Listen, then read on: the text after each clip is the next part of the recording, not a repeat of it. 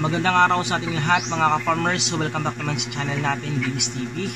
So ngayong araw ay pag-uusapan natin about sa vaccination ng ating mga alagang mga broiler chicken. So ito yung ating mga broiler chicken mga ka-farmers.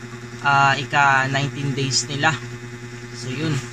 So kanina nag-vlog tayo about sa pagpuporga sa ating alagang mga broilers or pagdi-deworm. So kailangan nga ba i-deworm? So nasagot ko na po yung katanungan nyo.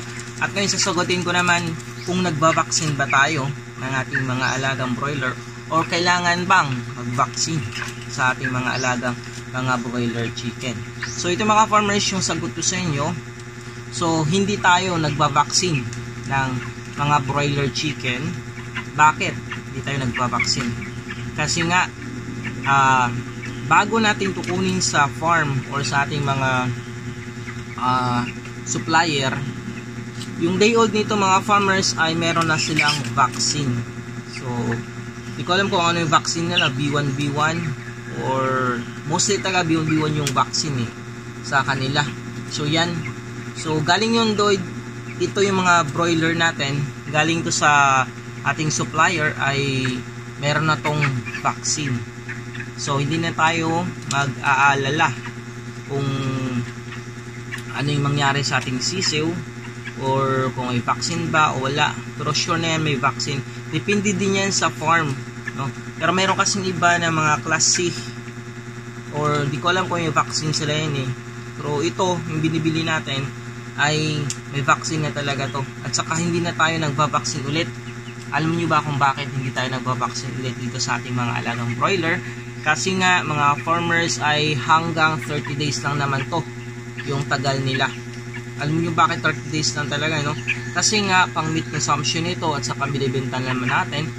So hanggang 30 days lang yung pag stay nila dito sa ating mga kulungan. Kasi pagtapos noon ay ikakata naman sila at saka bibenta agad. So no need na mag-vaccine pa tayo ulit. So isang vaccine lang na ginawa ng ating supplier bago i-deliver sa atin. So depende sa inyo mga farmers kung gusto niyo itong gawing mga layer, yung ating mga broiler chicken ay depende sa inyo. Pag ginawa yung layer to, magba-vaccine kayo ulit. So merong B1B1, Lasota, mga ganun. So depende sa inyo yan kung anong gusto nyo.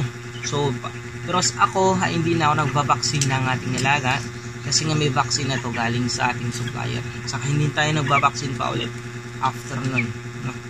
So yun mga farmers, naway nasagot ko yung mga atungan about sa vaccination ng ating alagang mga sisiw broiler chicken.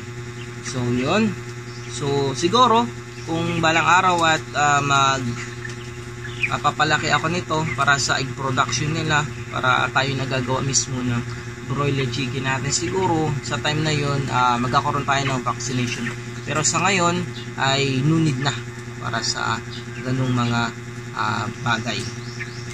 So maraming salamat sa inyo lahat mga farmers sa walang sawang suporta sa ating channel. Naway kung bago lang kayo dito sa ating channel ay naway mag-subscribe kayo mga farmers para po sa pagtulong sa ating channel. Tsaka mag-commenting kayo dyan sa baba kung anong gusto nyong tanong sa akin para po ay mabigyan natin ng video para sa inyong sa aking pag-respond sa inyong mga katanungan. So yung gusto mong pa-shoutout dyan mga farmers ay magsabi lang para next video ay shoutout ko pa kayo. Maraming salamat sa lahat. God bless us all. Nawa ang ating harang sa buhay ay matupad at patuloy na tayo. Stay positive and God bless us always.